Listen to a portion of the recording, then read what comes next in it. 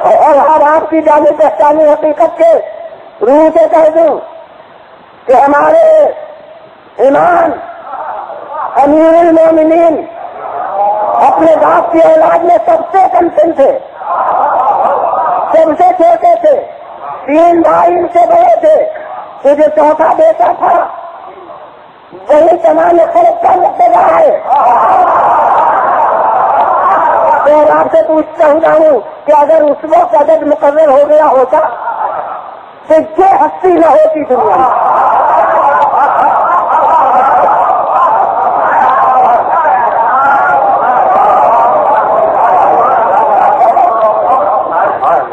تو یہ بات ذمہ نہ دیں، غرض یہ ہے کہ یہ مردم شماری سبا سے جانا یہ قطعی دلیل ہے اس نظام کے باطل ہونے کی۔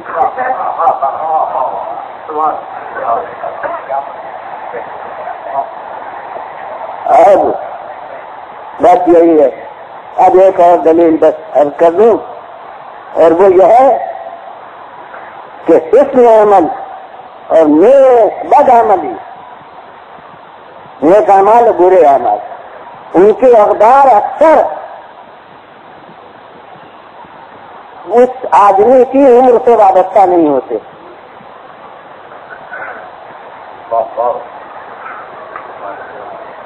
اور اس کے لیے حدیث پڑھوں جو بالکل عقل کے مطابق ہے، من سنہ سنتن حسنہ کان لہ اجر من عمل بہا الی یوم القیامہ، جو کوئی نیک طریقہ رائج کرے تو قیامت تک جو اس نیک طریقے پر چلیں گے اس کا اجر اس کے نام عمل میں ہوگا۔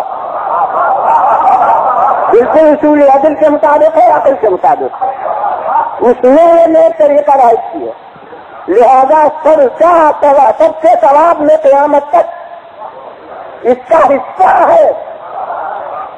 اور جو کوئی برا طریقہ رائج کرے،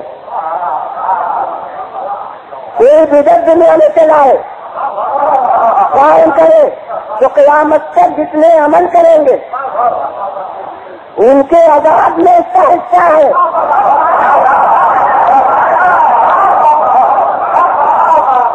تو بس جناب مجھے معلوم ہوا کل پہلے 2 گھنٹے تک بیان ہو گیا تھا، اب ہر روز تھوڑی ہو سکتا ہے۔ آخری دن ہے، جب بھی ہوا کرے، میرا تو آخری دن نہیں ہے۔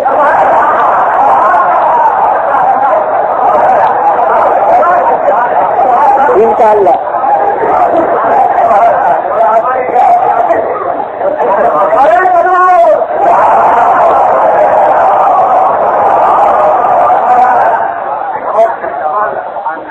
تو جو نیک عمل کرے قیامت تک۔ اب مہاجنوں کی زبان مجھے پوری تو آتی نہیں، مگر دفتروں میں بھی حساب کتاب ہوتا ہے، بہرحال مجھے وہیں کی لفظ معلوم ہے۔ تو اس کے معنی یہ ہے کہ ایسے افراد وہ ہیں جن کا دنیا سے جانے کے بعد بھی کھاتا کھلا ہوا ہے۔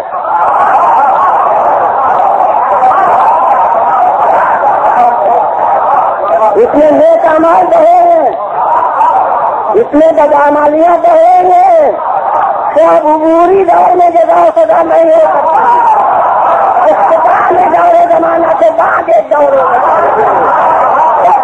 پورے عدل کے ساتھ جزا و سزا بلا دیجیے بلا۔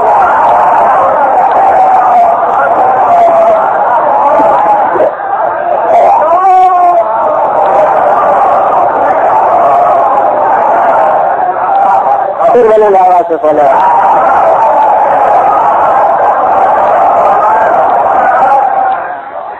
اب بس کچھ لوگ ہیں بھائی ترقی یافتہ، وہ کہتا ہے صاحب دین نصیحتیں جو پیش کرتا ہے اندیشی باتوں میں تاثیر کہاں ہو سکتی ہے، توہمات میں طاقت تھوڑی ہو سکتی، مشاہدات میں طاقت ہوتی، تو بس اس پر بھی کوئی فلسفی بحث نہیں کرنا۔ میں ان سے پوچھوں گا کہ آپ کے درمیان مشاہدہ ہی ماشاء اللہ مشاہدہ پرست ہیں یا مشاہدہ پرور ہیں جو بھی، تو اب یہ مشاہدہ میں آپ کو دکھلا دوں اگر، کہ مشاہدات میں ایسا نہیں ہوتا اور اندیکھی حقیقت میں بہتر ہوتا ہے جو مشاہدات میں نہیں ہوتا. اب تو آپ کو دربنائے مشاہدہ ہی ماننا پڑے گا.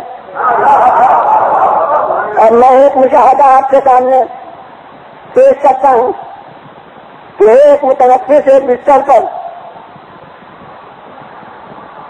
لیٹا ہوا چادر اوڑھے ہوئے اور اس کی چادر اوڑھی ہے جس کے قتل کا منصوبہ ہے. یعنی آپ سے کہوں صاف لوگوں میں پہلی کھلے ہوئے نہیں ہوتے تو اتنے خطرے میں نہ تھے.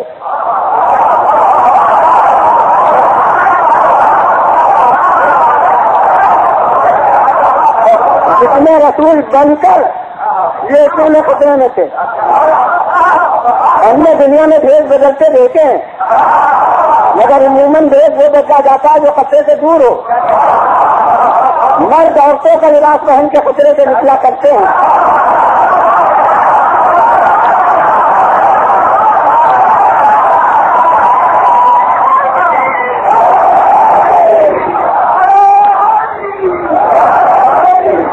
مگر یہ نیا بھیج بدلنا دیکھا کہ جس کے قتل کا منصوبہ ہو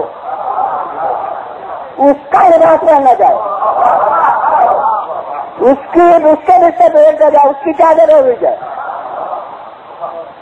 اور مکان کے گرد تلواریں ہیں, نیزے ہیں, افراد ہیں, سپاہی مسلح کہ جو صبح کے منتظر ہیں. مشاہدات کیا ہے؟ لچکتے ہوئے نیزے, کھچی ہوئی تلواریں اور وہ نیچے نیچے مکانات جس سے جب کر کے آ سکتے ہیں. اور آ گئے صبح کو کسی نے دروازہ تھوڑی کھولا, خود ہی کھلانے مار کے آ گئے. تو یہ مشاہدات سامنے ہے, بس ایک سوال پر ٹھہرا ہے فیصلہ دل کا. ان تمام مشاہدات کے بعد اگر لیٹنے والے کی نیند ہو جائے تو میں کہوں گا مشاہدات کا اثر ہے, اور اگر گہری نیند سو جائے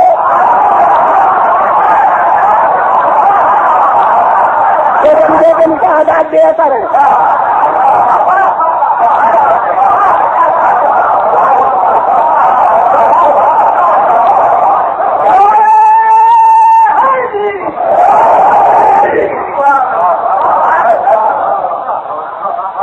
اور کربلا میں آئیے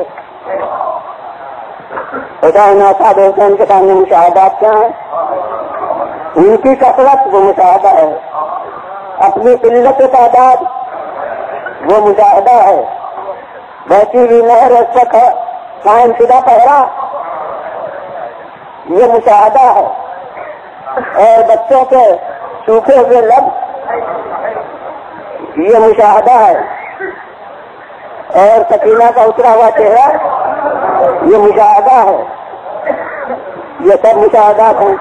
اور کہوں کہ عباس کی جوانی مشاہدہ ہے, علی اکبر کا حسن محمدی مشاہدہ ہے, اور ادھر کے نیزے مشاہدہ ہیں, ادھر کے تیر مشاہدہ ہیں. ان سب مشاہدات کا تقاضا کیا ہے کہ یزید کی بیعت کر لی جائے, اور سب کے بجائے کسی اندیکھی طاقت کا.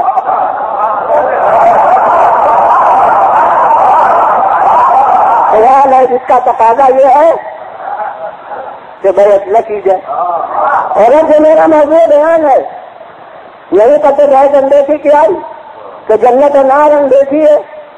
یہ دنیا کے منافع سب دیکھیں, مجھے دیکھنا ہے کون اثر کر رہا ہے. ادھر کا راحت آرام, ادھر کے جان,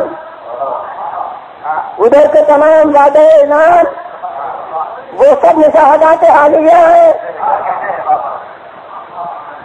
اور جنت نار یہ مشاہدہ نہیں ہے, اندیکھی بات ہے جسے آپ کہتے ہیں توہم.